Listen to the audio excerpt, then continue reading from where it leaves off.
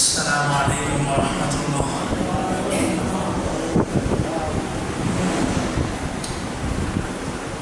আল্লাহ তাআলা পৃথিবীতে পাঠানোর পর কিছু বিধানকে আল্লাহ তাআলা আবশ্যকীয় করছেন, ফরজ, আর কিছু বিধানকে আল্লাহ তাআলা সুন্নাত এবং নফল হিসাবে রাখছেন। করলে সওয়াব, না করলে গুনাহ নাই।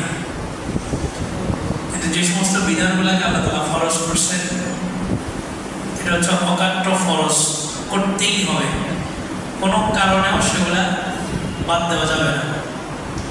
ফরজের মধ্যে কিছু ক্যাটাগরি আছে যেটা আপনার জন্য ছাড় আছে, অসুস্থতার সময় ছাড় আছে, সিচুয়েশনের কারণে ছাড় আছে। যেমন রোজা, আপনি অসুস্থ, আপনার জন্য ছাড় আছে।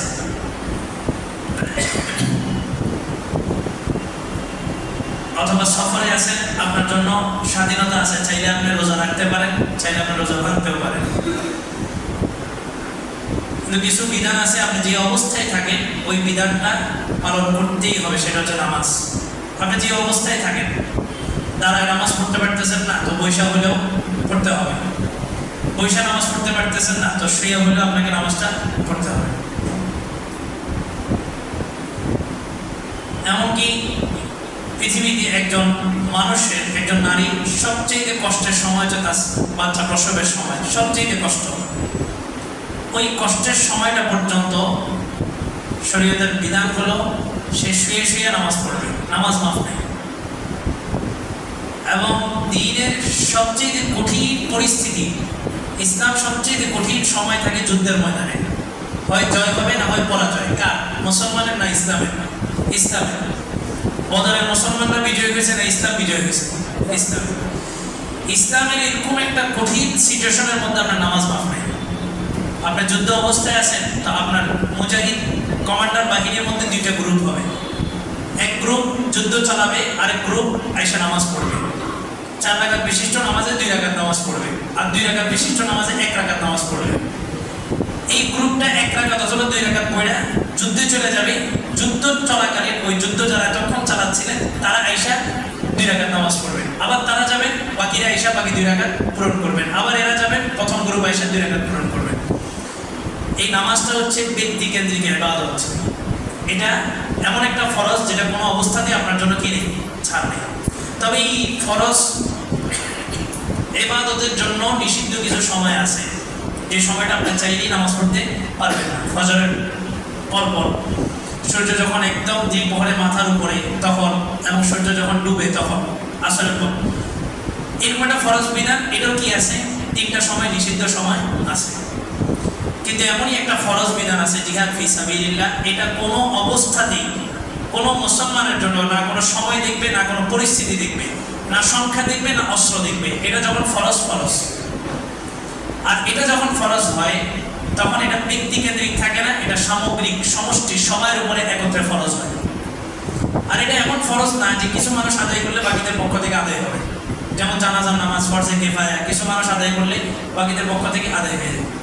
কিন্তু জিহাদ এমন একটা বিধান, এমন একটা ফরজ, যেটা ফরজ হওয়ার সময় মুসলমানদের সংখ্যা কি বেশি আছে না কম আছে, মুসলমানদের প্রস্তুতি আছে নাকি নাই, মুসলমানদের ভিতরে ঐক্য আছে না নাই, এগুলো কোনো কিছুই সে বিবেচনা করে না। বরং যখন ফরজ হয় তখন সবার উপরে আলাল ইনফিরাদ ফরজ হয়ে যায়। আর এটা ফরজ হওয়ার যে জায়গাটা, সেটা এক ব্যক্তিও হতে পারে, একটা সমাজও হতে পারে, একটা গোষ্ঠী হতে পারে, মুসলমানদের একটা মসজিদও হতে পারে। অর্থাৎ একজন ব্যক্তিকে কেন্দ্র করেও যুদ্ধ হতে পারে, একজন ব্যক্তিকে কেন্দ্র করে। যেটা আফগান করছে, শুধুমাত্র এক উসামা বিন লাদেনকে কেন্দ্র করেই পুরো যুদ্ধটা হয়েছে। আর এই সমস্ত পরিচালনাগুলো দাজ্জাল তার নিজের হাতে এগুলো করতেছে। 1996 একটা আর্টিকেলে আসছে, আফগানের উপরে যখন এই ডব্লিউ বুশ সে যখন সিদ্ধান্ত নিছে যে সশস্ত্র যুদ্ধ করবে, তারা যেটা করে ওটা হচ্ছে ইনসাফ, ন্যায় প্রতিষ্ঠা করে। আর একই কাজ মুসলমানরা যখন ডিফেন্স হিসাবে করে তখন সেটা হয় জঙ্গি। তো ডব্লিউ বুশ সে যখন সিদ্ধান্ত নিছে যে আফগানের উপর অ্যাটাক করবে, তখন তাকে এক সাংবাদিক প্রশ্ন করছিল যে আপনি তো সুপার পাওয়ার, আর আফগান একটা সামান্য ছোট্ট একটা এরিয়া, পাহাড়ের ভিতরে এটা আটকানো, এই এরিয়াটার উপরে আপনি তাদের সাথে যুদ্ধ করতেছেন, আপনার অবস্থান কোথায়, আফগানের অবস্থান কোথায়? এটা কি মানায়? তো তখন সে জবাব দিছিল যে আমার উপরে অর্ডার আছে। আমেরিকার super power president W Bush, তার উপরে আবার কে আছে? ওই তার উপরের লোকটাই হচ্ছে দাজ্জাল, তার নেতৃত্বেই সবকিছু হচ্ছে। তো যুদ্ধের প্রস্তুতি সর্ব অবস্থায় মুসলমানরা নিতে হবে।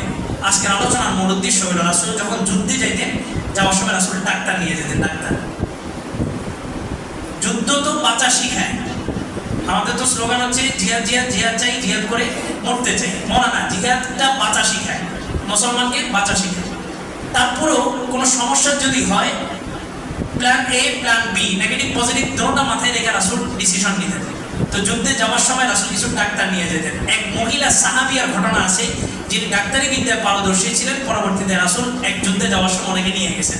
এই জায়গা থেকে আমরা বলি নারীরা নারীদের কর্মক্ষেত্র থাকবে। আফগান এখন নারীদের কর্মসংস্থান তৈরি করতেছে, নারীদের জন্য আলাদা হোটেল, সবকিছু আলাদা করতেছে। নারীরা কর্মক্ষেত্রে আসবে, তবে নারীদের কর্মক্ষেত্রে আসার আগে এই সিচুয়েশনগুলো তাদেরকে প্রটোকল দেওয়ার 100% নিশ্চিত করতে হবে। নারী মসজিদে আসবে, আমরাও বলি নারী আসবে, তবে আগে আপনাকে গ্যারান্টি দিতে হবে এই মসজিদের রাস্তা, এই মসজিদে আসা, সে নামাজ পড়বে, বাড়িতে যাবে, এর মধ্যে সে কোনো ইফতিজিং এর শিকার হবে না। এটা যতক্ষণ নিশ্চিত না হবে ততক্ষণ নারী মসজিদে এলাও না। রাসূলের যুগে নারীরা মসজিদে আসছেন। আম্মা জান আয়েশা একটা সিচুয়েশন দেখে বলছেন, রাসূল যদি এই যুগে থাকতেন লামানা আগুন, তাদেরকে মসজিদে আসা থেকে বিরত রাখতেন। এক নারীকে আল্লাহ রাসূল যুদ্ধের ময়দানে নিয়ে গেছেন ডাক্তার হিসাবে। আমাদেরও যুদ্ধের প্রিপারেশন হিসাবে আমাদের ডাক্তারি, এখন তো ডাক্তার নিয়ে যাওয়া সম্ভব না, সরাসরি ক্যাম্প তৈরি করতে হবে, হসপিটাল তৈরি করতে হবে। আফগানের অবস্থান দেখছেন কিনা, একটা অ্যাম্বুলেন্স ঢুকতেছে চিকিৎসার জন্য, ওই অ্যাম্বুলেন্সটাকে উড়িয়ে দেওয়া হয়েছে। অ্যাম্বুলেন্সে যে ডাক্তারগুলো ঢুকছে এদেরকে শেষ করে দেওয়া হয়েছে।